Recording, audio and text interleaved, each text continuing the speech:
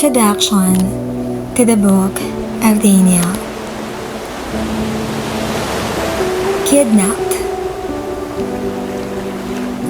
Even as a prime minister, Daniel remained a lonely outsider.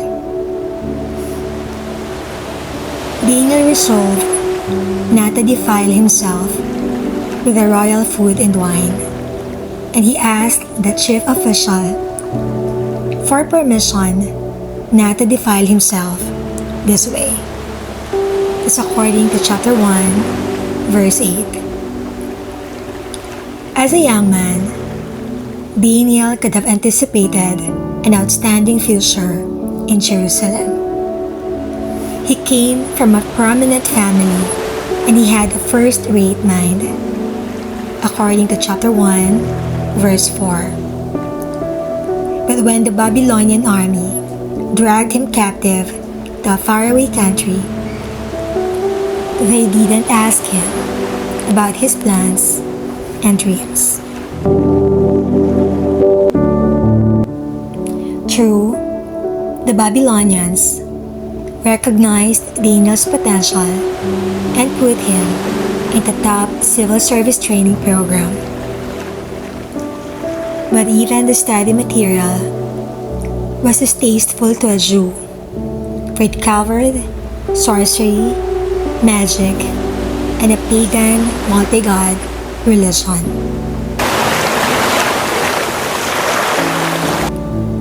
After graduation, Daniel was put to work for the Babylonian king, who continued to war against Daniel's people for 20 more years. Anyone far from home feels lonely, but Daniel was one of those whose lives get lost in the shuffle of history. Refugees, captives. He was destined to spend his life as an alien in Babylon. We have no record that he ever married or had family members nearby.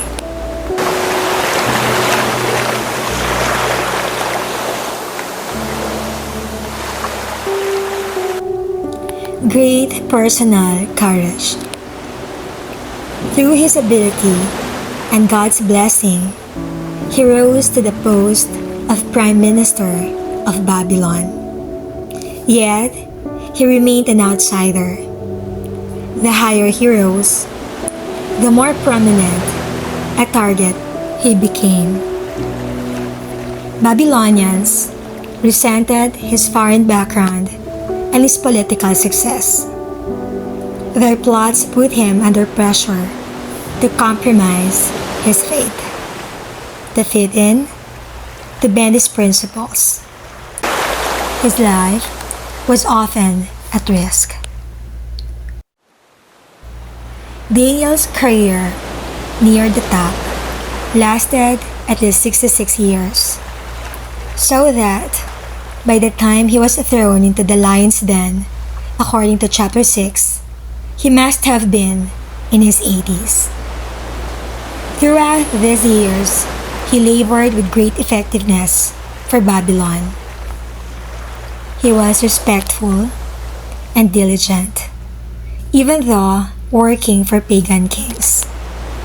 Yet, he never compromised his faith. Yes, he never compromised his faith. He would not bend, even when threatened with death. The Bible offers no better model of how or on how to live with and serve people who do not share or respect your beliefs. The shape of the future. Near the end of Daniel's life, God gave him a series of visions, described in chapter 7 to 12. In graphic images, God showed Daniel the pattern of future history. Daniel's people would duplicate his own experience, but on a world stage. The Jews Daniel's vision showed, would be caught in a political storm, battered about by a series of world empire. Daniel foresaw nations raging in battle against each other. He foresaw God's people thrown in between these nations, suffering through no fault of their own. They would be helpless until God Himself rescued them from their troubles. Daniel foresaw, in the end, all people falling down to worship one like a Son of Man. This was the title Jesus applied to Himself when He came, nearly 1,000 years after Daniel, to bring the good news of salvation for all people. Spreading the word.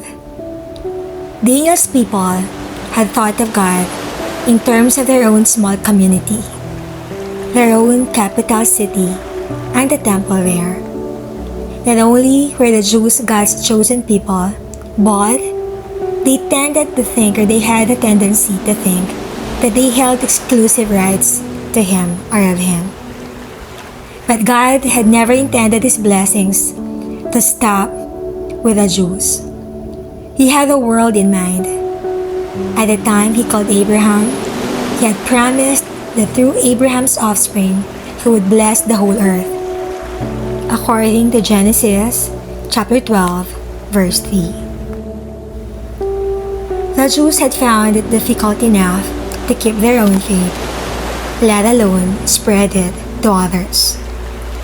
Only while captives in Babylon and willingly dragged far from home did they begin to convince others that their God deserved honor.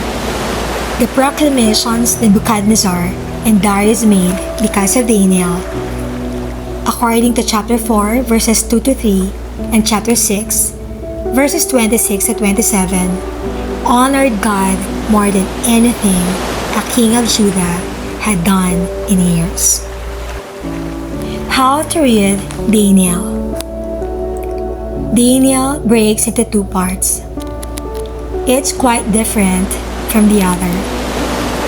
The first 6 chapters tell the famous Daniel stories, including the stories of 3 men thrown into a fiery furnace, and Daniel in the lion's den. Any of these chapters would make a script for a thriller. As you read them, reflect on the principles Daniel lived by, far from home and in dangerous circumstances. Ask yourself what Daniel can teach you about faithfulness to God and similarly to quote alien circumstances. Most people find chapters 7 to 12 far more difficult. They record Daniel's visions about the future of world history. Such symbolism was a familiar mode of expression in the ancient world. But it reads very strangely now, almost like science fiction. Look for broad impressions of how God's people can live, caught in the jaws of brutal world politics. Let the visual symbols engage your emotions and imagination. If you seek a more detailed understanding of these visions, a commentary on Daniel will be of great help. In some passages, background information on ancient world history is also essential. A good commentary can offer this along with an interpretation of difficult symbols. Now, you can also place Daniel's message in the context of Israelite history by looking at a lineup of rulers, which we have already mentioned in the various videos that we had. Alright? Now, if you're using the Daily Devotional Bible, the Bible League, in my edition, it's on page 338. Check on yours, okay? Now for plans, or reading plans for the book of Daniel. Plan 1, an overview of Daniel in 4 days. Day 1, read the introduction to Daniel and proceed to chapter 1. which describes Daniel's courage in rejecting compromise. He set a lifelong pattern. Now for day 2, read chapter 3, the famous story of 3 men thrown into a fiery furnace. Day 3, read chapter 5, the handwriting on the wall that announced the destruction of a great empire. Day 4, read chapter 6, Daniel in the lion's den. Now for plan 2, all of Daniel in 12 days. 1 chapter a day, so 12 chapters in 12 days. Alright, so that's all for now. God bless us all.